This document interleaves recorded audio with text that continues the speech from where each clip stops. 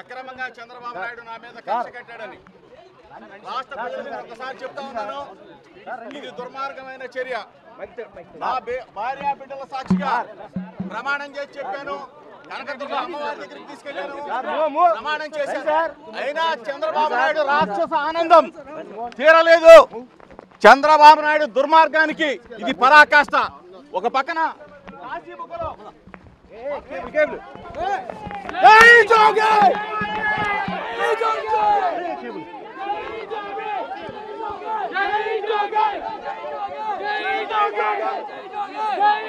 చూసుకోవచ్చు జోగి రమేష్ అన్నని అక్రమంగా అరెస్ట్ చేశారు అని కూడా ఆయన చెప్తున్న పరిస్థితి కనిపిస్తుంది. సో మొత్తం మీద చూసుకుంటే నకిలీ మద్యం వ్యవహారానికి సంబంధించి కూడా పూర్తి స్థాయిలో ఒక హైడ్రామా కొనసాగింది ఉదయం నుంచి. ఏదంటే ఈ ఎక్సైజ్ శాఖకి సంబంధించి అది జోగి రమేష్ అరెస్టుకు సంబంధించి కొంత ఉద్రిక్తత వాతావరణం ఉదయం నుంచి కూడా చోటు చేసుకున్న పరిస్థితి కనిపిస్తోంది. సో మొత్తం మీద చూసుకుంటే బిగ్ టీవీ స్క్రీన్పై కూడా ఎక్సైజ్ చూసుకోవచ్చు. ఆయన ఎక్సైజ్ పోలీస్ స్టేషన్ చూపిస్తూ ఏలు చూపిస్తున్న పరిస్థితి కూడా మనం చూసుకోవచ్చు. తనని అక్రమంగా అరెస్ట్ చేశారు. దీనికి చంద్రబాబు లోకేష్